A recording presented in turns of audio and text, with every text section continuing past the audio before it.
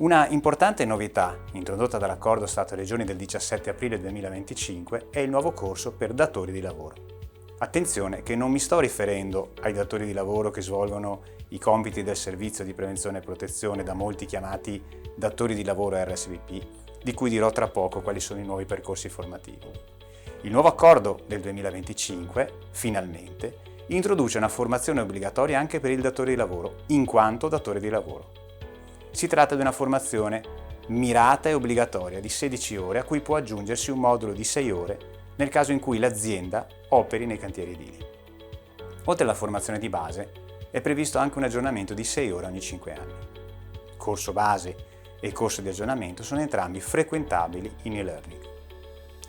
I datori di lavoro avranno tempo 2 anni dall'entrata in vigore del nuovo accordo 2025 per adeguarsi.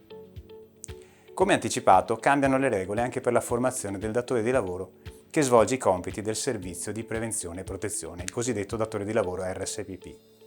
Spariscono i corsi distinti per livelli di rischio, sostituiti da un modulo comune di 8 ore, uguale per tutti i codici Ateco, che include anche un'esercitazione pratica di predisposizione del documento di valutazione dei rischi.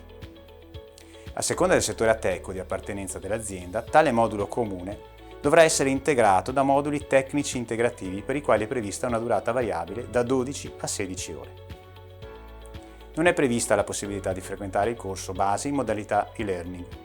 Diversamente, l'aggiornamento ha una periodicità quinquennale, una durata minima di 8 ore e potrà essere frequentato anche in modalità e-learning.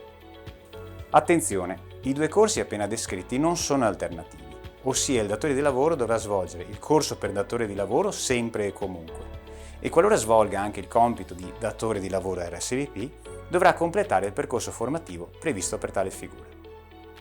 Per approfondire le altre novità introdotte dal nuovo accordo sulla formazione e sulla sicurezza, oltre a seguire i nostri seminari gratuiti disponibili sul sito di Vega Formazione, guarda le altre pillole video disponibili sui nostri canali social.